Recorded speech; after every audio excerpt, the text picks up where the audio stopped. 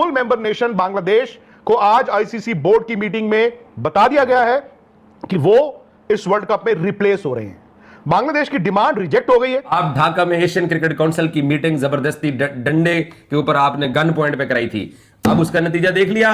अच्छा, आपने उनकी ट्रॉफी रखी हुई है और आप बांग्लादेश के साथ खड़े हुए हो। सो बीसीसीआई ने आईसीसी का चोला पहन के भारत ने बांग्लादेशियों पे चला दिया तलवार, और अब कौन करेगा आखिरी बार? आपने कैसे गारंटी ले ली कि बांग्लादेश की टीम को खतरा नहीं है इंडिया में? जो वोटिंग हुई है, जो मजबूत दीवार थी उसमें आज से दरार पड़ गई। दरार पड़ गई, बिल्कुल सही बात है। कहते हैं ना, सबसे बड़ा रुपया भैया भारत को जो है अपने पैसे पे बड़ा नाज है, और उसकी वजह से आज जो आईसीसी का जो बोर्ड मीटिंग हुई वीडियो कॉन्फ्रेंस के जरिए, उस बोर्ड मीटिंग में सिवाय 2 ममालिक के बकिया तमाम ममालिक ने भारत का साथ दिया। और बांग्लादेश भारतीय जो हाई कमिश्नर है उसको भी ढाका से दिल्ली भेज सकता है। लड़ाई तो क्योंकि ये मुल्कों की लड़ाई है। ये अब बात क्रिकेट से निकल के बहुत आगे तक जाएगी। जब से भारत के अमित शाह जो वजीर दाखिला है, उनके साहबजादे जय शाह, जब से वो क्रिकेट की दुनिया में आए हैं, और 2014 से जब से मोदी हुकूमत जो है भारत में आई है, उसके बाद से क्रिकेट एज अ टूल इस्तेमाल कर रहे हैं। अगर पाकिस्तान बांग्लादेश को ये कहता है ना कि आप चले जाएं, मान जाएं, मिट्टी डालें, जो हो गया सो हो गया, आगे बढ़ें, तो शायद बीसीबी मान जाए। क्योंकि अगर फिर पीसीबी की भी नहीं मानता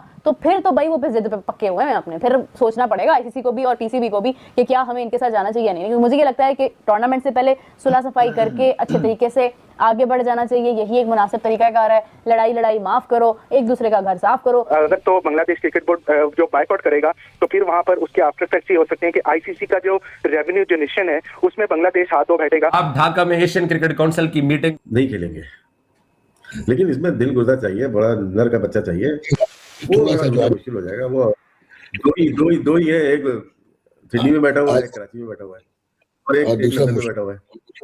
अब मुश्किल पता क्या हो गया, एक और मुश्किल चीज हो गई है ना कि 14-2 हो गया, तो ये आइसोलेट होने वाली बात है। पाकिस्तान नहीं आइसोलेट नहीं डॉग, देखें अगर होता क्या है, अगर आप राइट पे हो ना, बांग्लादेश राइट पे है, बांग्लादेश आप ठोक दो कसम से, पाकिस्तान को इससे अच्छा मौका नहीं मिलेगा।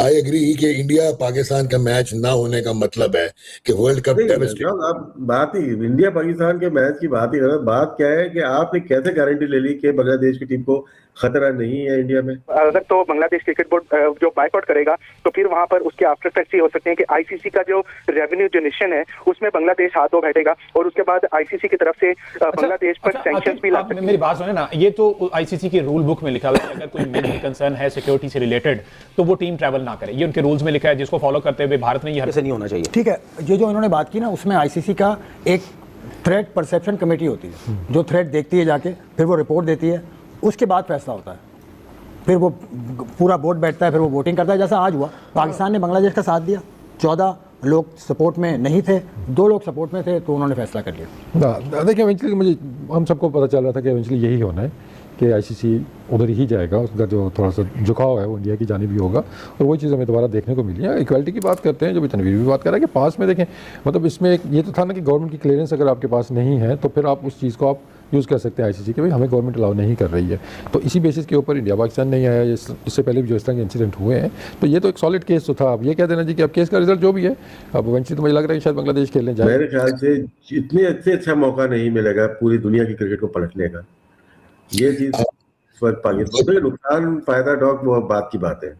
नहीं नुकसान क्या है, बहुत की बात की है, करें ना, फिर इंडिया पाकिस्तान का मैच नहीं होगा और ये सारा ब्रॉडकास्ट उल्टा हो जाएगा। अगर देखिए चैंपियंस ट्रॉफी हो गई, ऑफशोर पे खेल लिया, पता नहीं कौन कौन हाइब्रिड मॉडल हो गए, इंडिया में नहीं खेलेंगे, दुबई में खेलेंगे, श्रीलंका में खेलेंगे, ये टाइम है। कहा गया कि आप अपनी गवर्नमेंट से बातचीत करें। क्रिकेट इन्फो ने खबर चलाई है। मैं क्रिकेट इन्फो की बात नहीं कर रहा हूं, मैं आईसीसी की ऑफिशियल जो न्यूज़ है, ऑफिशियल न्यूज़ होती है ना। हां, तो उसके अंदर मुझे लगता है कि अभी शायद हो सकता है कोई निकल आए, कोई दरमियानी रास्ता इस तरह से निकल आए कि बांग्लादेश को इस तरह से कन्विंस किया। अच्छा, आखिरी बात, अगर इस तरह नहीं होता, अगर बांग्लादेश बाइकआउट करता, तो मुझे लगता है कि वाकई जो बात आपने कही है, क्रिकेट के लिए कोई अच्छी खबर नहीं है। नहीं, मैं क्रिकेट लवर हूं और मैं चाहता हूं कि बांग्लादेश का मुकाबला कभी भी रिप्लेसमेंट आप स्कॉटलैंड के साथ नहीं कर सकते। बांग्लादेश जब होगा तो टूर्नामेंट की रौनक बढ़ती है, एक कंपीट करता है, एक अच्छा कंपटीशन होता है बांग्लादेश के साथ जो भी टीम खेलेगी। कहते हैं ना, सबसे बड़ा रुपया भैया भारत को जो है अपने पैसे पे बड़ा नाज है, और उसकी वजह से आज जो आईसीसी का जो बोर्ड मीटिंग हुई वीडियो कॉन्फ्रेंस के जरिए, उस बोर्ड मीटिंग में सिवाय 2 ममालिक के बकिया तमाम ममालिक ने भारत का साथ दिया, और उन्होंने कहा कि जनाब बांग्लादेश को जो 7 फरवरी से वर्ल्ड कप हो रहा है उसको अपने मैचेस वहीं पर खेलने होंगे जहां आईसीसी ने शेड्यूल किए। तो इसका मतलब ये हुआ कि सिर्फ 2 ममालिक, पाकिस्तान ने सपोर्ट किया था और बांग्लादेश, ये तन्हा रह जाएंगे और बाकी सारे ममालिक उनके पीछे चले गए। मैं तो हैरान हूँ, श्रीलंका भी उनके साथ शामिल हो गया है, अफगानिस्तान भी शामिल हो गया। तो अब इससे आपने जो काजी साहब कहा ना कि क्या क्रिकेट के 2 वर्ल्ड कप होंगे, स्प्लिट तो होने जा रहा है, लेकिन स्प्लिट होने के लिए ज्यादा ममालिक का होना जरूरी था। सिर्फ 2 ममालिक तो कुछ नहीं कर सकते। लेकिन जब से क्रिकेट में सियासत आई है और खासतौर पर जब से भारत के अमित शाह जो वजीर दाखिला है, उनके साहबजादे जय शाह, जब से वो क्रिकेट की दुनिया में आए हैं और 2014 से जब से मोदी हुकूमत जो है भारत में आई है, उसके बाद से क्रिकेट एज अ टूल इस्तेमाल कर रहे हैं। और अब जय शाह जो है वो आईसीसी के चेयरमैन है, संजीव गुप्ता जो है वो आईसीसी के चीफ एग्जीक्यूटिव है। तो इसका मतलब है ये इंडियन क्रिकेट काउंसिल हो गई, इंटरनेशनल क्रिकेट काउंसिल नहीं रही। लेकिन आपने बात की कि सबसे बड़ा रुपया जबरदस्ती डंडे के ऊपर आपने गन पॉइंट पे कराई थी, अब उसका नतीजा देख लिया। अच्छा, आपने उनकी ट्रॉफी रखी हुई है और आप बांग्लादेश के साथ खड़े हुए हो। सो बीसीसीआई ने आईसीसी का चोला पहन के भारत ने बांग्लादेशियों पे चला दिया तलवार, और अब कौन करेगा आखिरी वार, ये तो हो गया। ठीक है, अब बांग्लादेश जो है वो किस हद तक आगे जाता है, और मेरा जाती ख्याल ये है कि इस डिसीजन से बांग्लादेश की कौम यकजा होगी, बांग्लादेश की कौम इसको अपनी इंसल्ट समझती है।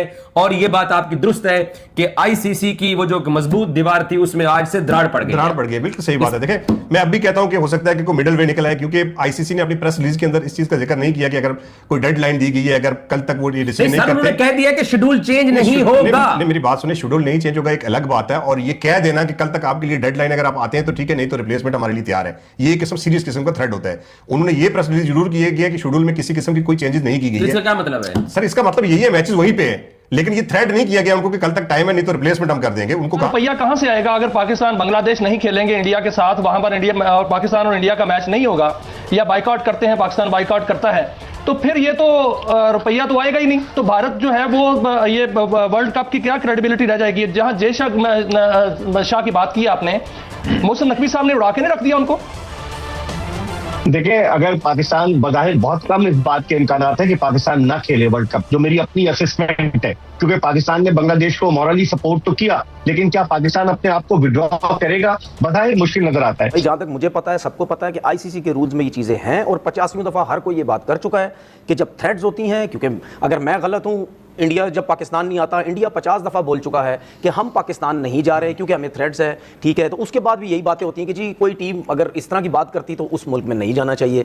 तो अगर बांग्लादेश ने कह दिया है तो मेरे हिसाब से तो ये चीज़ें ड्रामा है सब, ठीक है ना। तो इस तरह कभी भी नहीं हो सकता कि आप बांग्लादेश को हटा के जी आप स्कॉटलैंड को लेके आ जाएं, आप फलानी टीम को जो है वो लेके आ जाएं, उनको थ्रेट्स है, ठीक है, उन्होंने बोला हमें शिफ्ट करो, तो आपको शिफ्ट करना पड़ेगा। अगर आप नहीं शिफ्ट कर रहे तो ऐसा नहीं हो सकता। इंडिया के लिए डिफरेंट रूल्स हैं और दूसरी टीम के लिए डिफरेंट रूल्स हैं, इस तरीके से शुरू की, और अब सारे जो हैं वो ऐसा करना चाह रहे हैं, और अब फिर ऑन मेरिट फैसला होना चाहिए। अब अगर ये रूल्स में लिखा है भारत पर इंप्लीमेंट हो सकता है, पाकिस्तान में हो सकता है, तो फिर बांग्लादेश पे क्यों नहीं? उनको बायकॉट करने पर क्यों उन पर सैंक्शंस और ये कटिंग की तरफ जाएंगे, जो रेवेन्यू कटिंग है?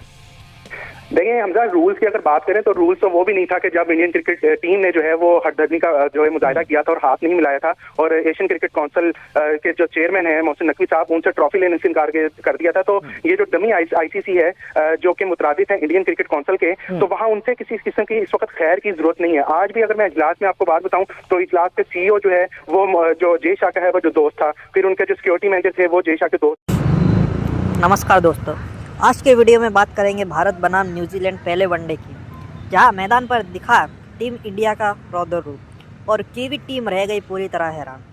जिस अंदाज में भारत ने ये मुकाबला खेला है ना, उसके देखकर फैंस बोले ये सिर्फ जीतना ही एक मैसेज है।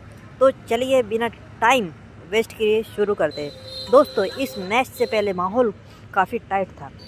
न्यूजीलैंड को हमेशा भारत के लिए टफ टीम माना जाता है, लेकिन इस बार टीम इंडिया का कॉन्फिडेंस अलग लेवल था।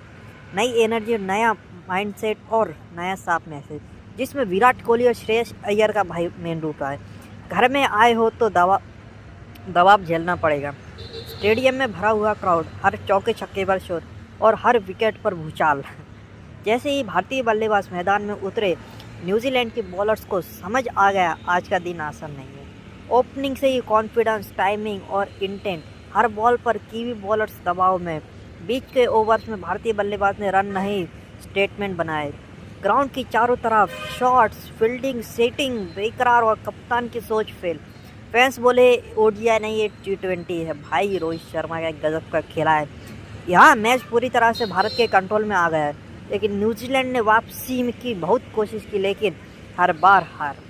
कोई ना, भारतीय बल्लेबाज दीवार बनकर खड़ा हो गया। सिंगल को डबल, डबल को चौका और खराब बॉल पर सीधा स्टैंड में। मेंटल प्रेशर इतना कि कीवी खिलाड़ी खुद से ही लड़ते रह गए और आखिरी ओवर में तो भाई टीम इंडिया ने अलग ही गियर डाल लिया। बॉलर्स बदलते रहे, प्लान बदलते रहे, लेकिन रिजल्ट एक ही, रन ही रन। फैंस खड़े होकर तालियां बजा रहे थे और डग आउट में बैठी टीम इंडिया पूरी तरह से रिलैक्स। अब बारी आ गई न्यूजीलैंड की, लेकिन सामने थी भारत की बॉलिंग यूनिट फुल चार्ज में। शुरुआत में ही लाइन लेंथ इतनी टाइट थी कि रन निकालना मुश्किल। जैसे तैसे ओवर्स बढ़े वैसे वैसे प्रेशर बढ़ता गया। भारतीय गेंदबाजों ने पेस, स्विंग और वेराइटी तीनों का ऐसा मिक्स दिया कि कीवी बल्लेबाज पूरी तरह से कंफ्यूज नजर आए। हर विकेट के साथ स्टेडियम गूंज उठा। India is king, Virat is king. इस जीत के साथ टीम इंडिया ने साफ कर दिया कि ये सीरीज हल्के में लेने वाले न्यूजीलैंड को समझ आ गया कि भारत में ओडीआई जीतना आसान नहीं है। फैंस बोले ये तो बस ट्रेलर था। तो दोस्तों, ये था इंडिया वर्सेस न्यूजीलैंड का पहले वनडे का पूरा हाल। अगर आपको वीडियो पसंद आया हो तो लाइक ज़रूर करिए, सब्सक्राइब, कमेंट में बताइए मैन ऑफ द मैच आपका कौन है, और ऐसी धमाकेदार क्रिकेट कंटेंट के लिए चैनल को सब्सक्राइब करना मत भूलना। जय हिंद, मिलते हैं अगले वीडियो में। तो सैल्यूट है भाई टीम इंडिया।